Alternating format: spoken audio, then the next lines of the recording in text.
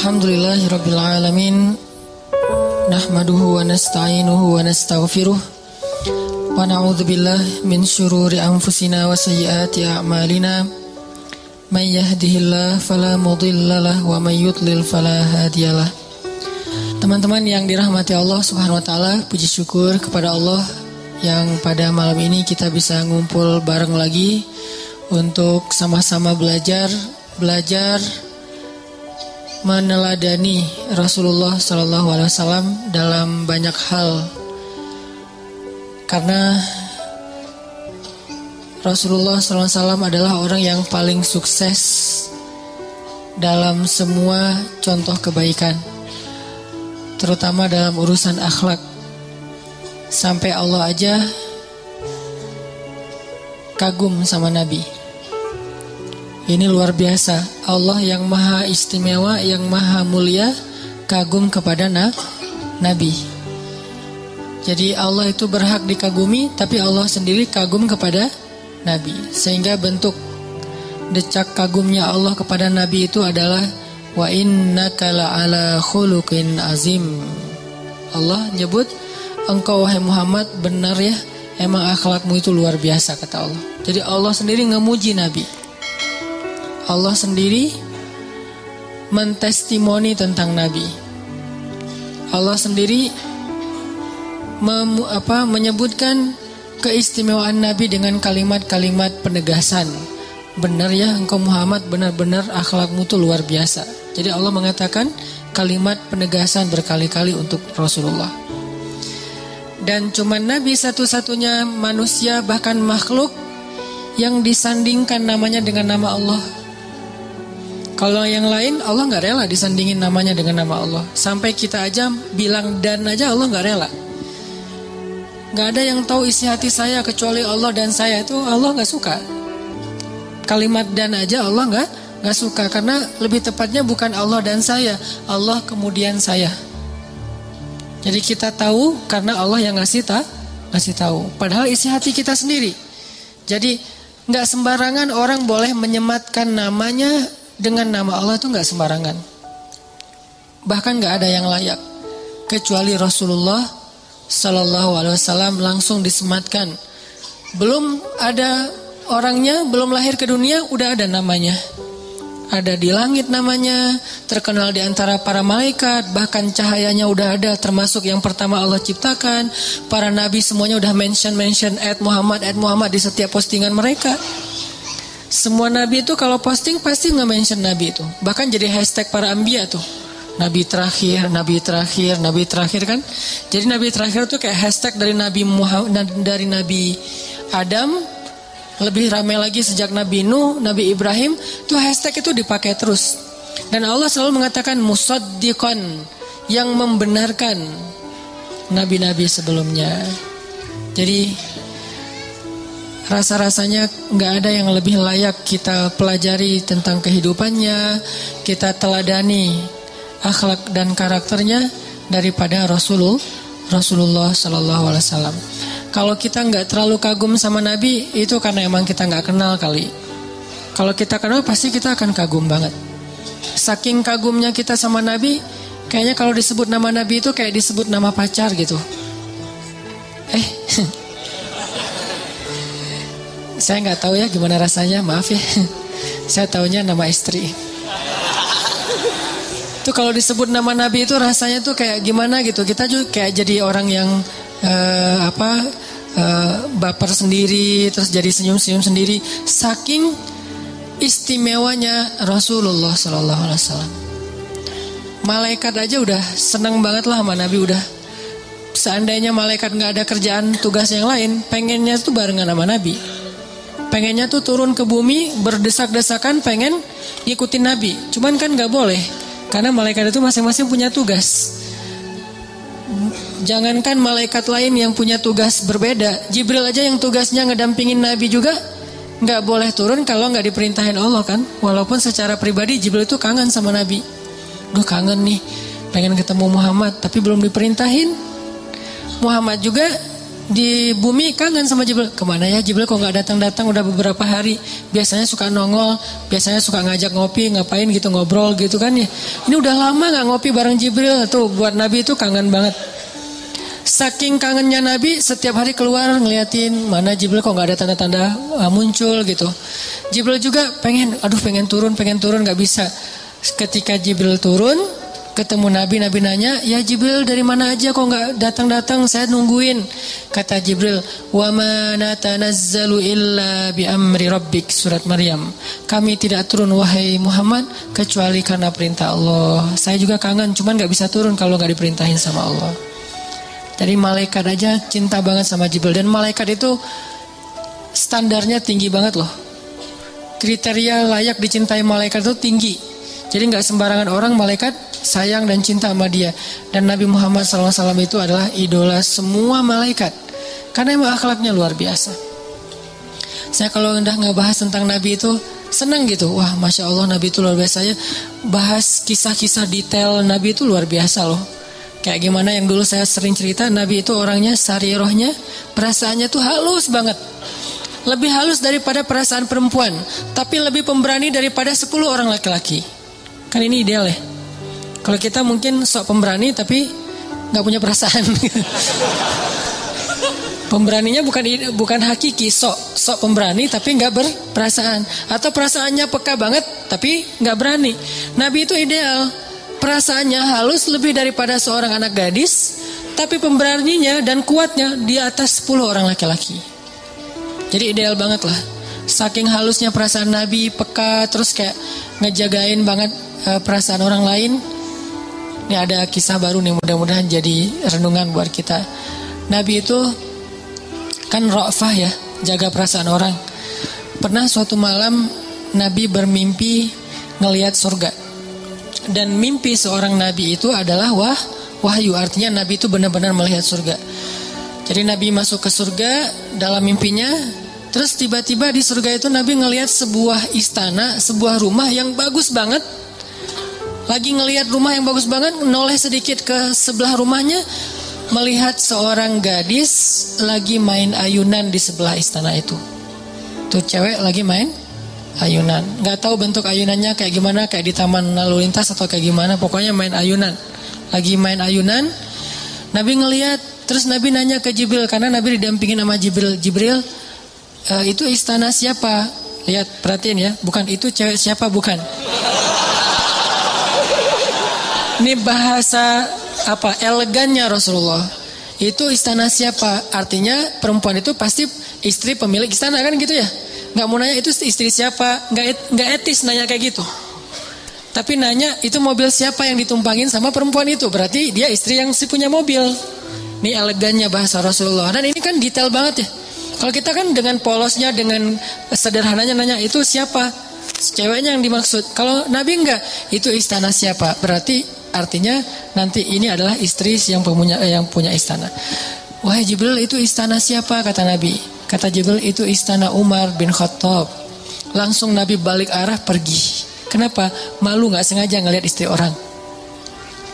Besok setelah bangun dari tidur, paginya Nabi ketemu Umar. Nabi senyum-senyum aja. Terus Nabi bilang, ya Umar, aku semalam mimpi. Ada apa ya Rasulullah? Kan Umar senang banget kalau Nabi udah mau ngasih sesuatu yang gaib. Aku semalam mimpi apa ya Rasulullah? Aku melihat surga. Masya Allah, aku melihat istanamu wahai Umar. Beneran ya Rasulullah? Beneran. Alhamdulillah ya Allah. Terus gimana ya Rasulullah? Udah segitu aja. Nabi gak mau ngejelasin coba. Saking menjaga perasaan Umar, kan cuma mimpi doang.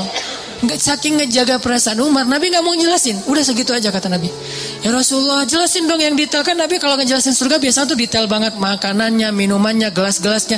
Kalau ini cuma istana doang, pasti ada yang disembunyiin nih. Ya Rasulullah jelasin. Enggak segitu doang.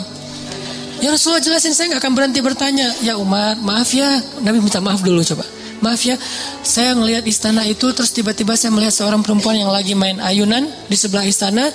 Saya nggak tahu loh Umar, saya nggak tahu. Saya nanya ke Jibril itu istana siapa? Milik Umar. Akhirnya saya langsung balik arah dan nggak mau ngelihat ke arah perempuan itu. Maaf ya Umar.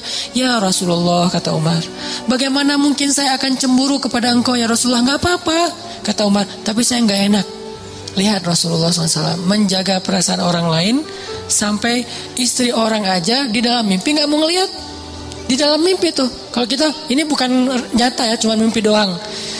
Mimpi kan gara-gara imajinasi kalau kita mah ya. Rasulullah dalam mimpi aja ngejaga perasaan orang, apalagi dalam kehidupan nyata. Kita dalam kehidupan nyata nggak ngejagain orang, apalagi dalam mimpi malah ditikung. Ustadz, saya pernah nikung teman saya. Kapan? Dalam mimpi. Soalnya mimpi kan nggak dianggap sebagai kesalahan, dimaafin. Pokoknya kalau udah cerita tentang Nabi, subhanallah, masya Allah tuh cowok keren banget lah pokoknya. Dan layak banget untuk kita sering-sering berselawat kepada beliau. Allahumma sholli ala Sayyidina Muhammad. Saya cuman pengen doang nge-intro tentang ini, walaupun judulnya bukan ini sebetulnya. Nah, kita malam ini bakalan ngebahas tentang analoginya lompatan ya. Sebetulnya itu ngebahas tentang mengambil sebuah keputusan besar dalam hidup. Mengambil sebuah keputusan besar dalam hidup yang kadang mungkin beresiko, kadang penuh dengan gambling kayak gitu-gitu. Dan makin cepat harusnya makin bagus. Kayak mengambil keputusan untuk berhijrah, mengambil keputusan untuk berhenti di sebuah pekerjaan yang syubhat dan haram, mengambil keputusan untuk putus. Dan ini gak gampang loh. Lebih enak ngambil keputusan gak jadi ngedeketin daripada udah deket terus putus kan. Berat banget kan. Kalau gak jadi ngedeketin, ya emang belum ada rasa terlalu dalam nih. Apalagi kita ngeliat kayaknya saingannya berat-berat, ya udah deh mundur aja. Ini masih lebih mending daripada udah dapat hatinya nih, maaf udah jadi pacar terus diputusin. Itu pasti gak gampang. Dan tentunya saya gak nyuruh orang-orang pada putus ya, nyuruh orang-orang untuk menghalalkan. Kalau gak bisa halal ya istikharah, insya Allah Allah akan kasih ilham untuk putus. Nah, gimana, motivasi apa yang kita bisa dapat malam ini supaya kita berani mengambil keputusan-keputusan yang besar dalam hidup kita. Keputusan-keputusan yang beresiko dalam hidup kita. Dan resikonya kadang-kadang kalau cuman kita yang ngerasain gampang. Justru karena yang ngerasain resiko itu bakalan keluarga kita, istri, anak, keluarga, orang tua. Jadi kayak agak berat ya. Nah, apa motivasinya, apa boosternya supaya kita tetap mampu mengambil keputusan itu dalam hidup. Nah, ayatnya coba kita baca surat Al-Waqiah. Surat Al-Waqiah itu surat 56. Kita baca dari ayat 7 sampai 14. Surat Al-Waqiah surat 56 ayat 7 sampai 14. A'udzu billahi minasy syaithanir rajim. Bismillahirrahmanirrahim. Wa kuntum azwajan thalathah fa ashabul maimanati ma ashabul maimanah wa ashabul mash'amati ma ashabul mash'amah was-sabiquna as-sabiqun ulaikal muqarrabun sullatun minal awwalin wa qalilum minal akhirin. Dan kalian akan terbagi menjadi 3 golongan. Golongan kanan, alangkah mulianya golongan kanan itu. Golongan kiri, alangkah ruginya golongan kiri itu. Dan orang-orang yang sabikun, merekalah yang lebih dahulu masuk surga. Mereka itulah orang-orang yang dekat kepada Allah, berada di dalam surga yang penuh kenikmatan, segolongan besar dari orang-orang yang terdahulu dan segolongan kecil dari orang-orang yang kemudian. Shadaqallahul azim. Teman-teman yang dirahmati Allah SWT, di dalam ayat ini tuh Allah lagi ngejelasin tentang kondisi kita nanti di padang mahsyar. Kondisi manusia nanti setelah hari kiamat.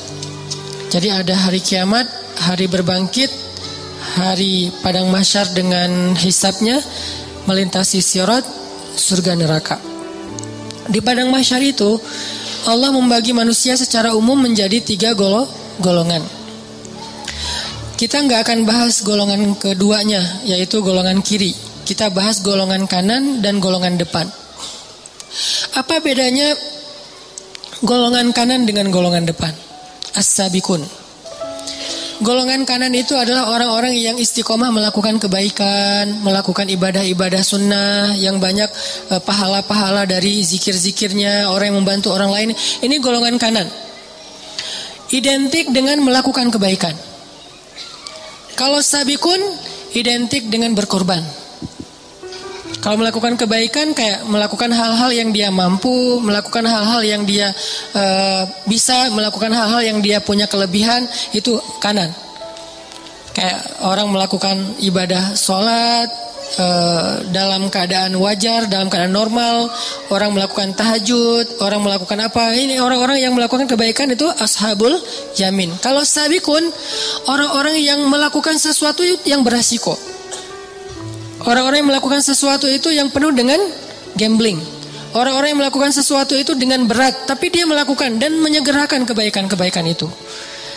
Bisa dikatakan sabiqun di sini ada 2 kalimat, 2 kata ya, diulang. Was-sabiqunas sabiqun. Apa maksudnya?